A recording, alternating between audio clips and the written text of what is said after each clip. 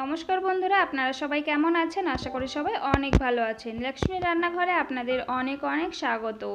আজ আমি তৈরি করে দেখাবো একবারই চালের গুঁড়ো দিয়ে কত সহজেই বেলা আর মাখার ঝামেলা ছাড়াই পাঁপড় তৈরি করে নেওয়া যায়, সেটাই আজকে আপনাদের সাথে শেয়ার করব। তাহলে চলুন দেখে নিই রেসিপিটি কীভাবে তৈরি করছি। তার জন্য এখানে আমি একটা বড় পাতিলা নিয়ে নিয়েছি। এই রেসিপিটি তৈরি করার জন্য অবশ্যই কিন্তু বড় একটা পাত্র নিয়ে নিতে হবে। এবার এর মধ্যে আমি একটা বাটি মেপে 1 বাটি চালের গুঁড়ো দিয়ে দিলাম, আর সেই বাটি মেপেই কিন্তু এখানে আমি 2 বাটি দিয়ে দেব জল। জলটা দিয়ে এবার ভালোভাবে একটু প্রথমে মিশিয়ে নিতে হবে। এখানে কিন্তু ভালোভাবে এটাকে মিশিয়ে নিতে হবে যাতে কোনো রকম দলাভাব না থেকে থাকে, তাহলে কিন্তু এটা রান্না করার সময় দলাটা কিন্তু থেকেই যাবে আর পাঁপড় বানানোর সময় কিন্তু একদমই ভালো হবে না। আমি এখানে ভালোভাবে একটু মিশিয়ে নিয়েছি। এবার আমি এর মধ্যে দিয়ে দেব আরও ওই বাটি মেপেই 5 বাটি জল। এখানে আমি আগে 2 বাটি জল ব্যবহার করেছি, আরও 5 বাটি জল এখানে আমি ব্যবহার করছি। আপনারা কিন্তু এখানে পরিমাণটা হিসাবেই কিন্তু জলের ব্যবহারটা করবেন।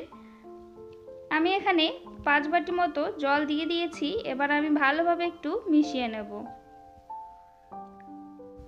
ভালোভাবে একটু মিশিয়ে নিয়ে এবার গ্যাসের মধ্যে দিয়ে মিডিয়াম টু হাই আঁচে রেখে এটাকে ভালোভাবে নাড়াচাড়া করে লাগাতার কিন্তু নাড়াচাড়া করতে হবে, না হলে কিন্তু নিচে লেগে যাবে। আমার চ্যানেলের রেসিপি যদি আপনাদের ভালো লেগে থাকে তাহলে অবশ্যই একটি লাইক করে দেবেন। নতুন বন্ধু হয়ে থাকলে চ্যানেলটিকে সাবস্ক্রাইব করে আমার পাশে থাকবেন। দেখুন 5 মিনিট জাল দেওয়ার পরে কিন্তু অনেকটাই গাঢ় হয়ে গেছে। এইভাবেই কিন্তু 15 থেকে 16-17 মিনিট অবধি জাল করে নিতে হবে। দেখুন এখানে আমি 15 থেকে 20 মিনিট হয়ে গেছে, আমি ভালোভাবে জাল করে নিয়েছি। একটা হাতা নিয়ে তার পেছনে এইভাবে দাগ কেটে দেখতে হবে। যদি ব্যাটারটা মিশে না যায় তাহলে মনে করবেন এটা পারফেক্ট হয়ে গেছে, আর যদি মিশে যায় তখন কিন্তু আরও একটু জাল করতে হবে।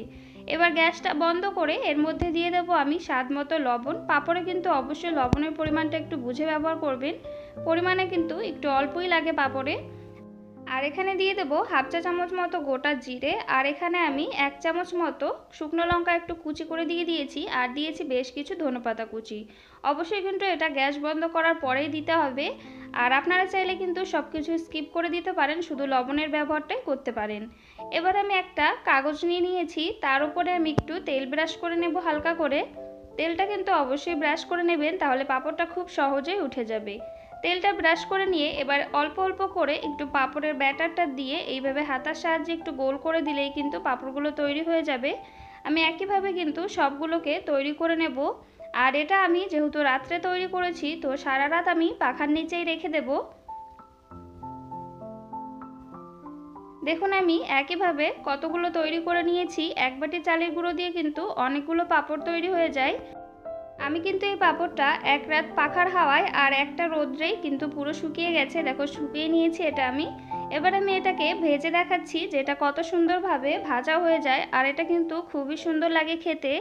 আর এটা ভাজতে কিন্তু 2 থেকে 3 সেকেন্ডের বেশি একদমই লাগে না। তেলটা একটু গরম করে তারপরে লো আঁচে রেখে কিন্তু পাঁপড়গুলোকে ভেজে নিতে হবে।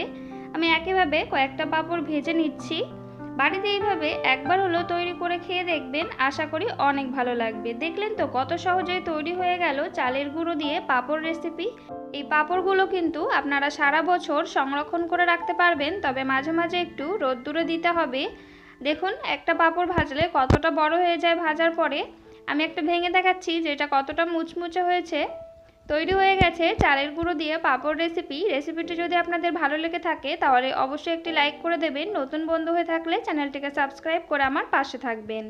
তাহলে আজ এই পর্যন্ত, ভালো থাকবেন, সুস্থ থাকবেন। আবার চলে আসবো অন্য কোনো রেসিপির সঙ্গে। ততক্ষণে সবাই সাবধানে থাকবেন।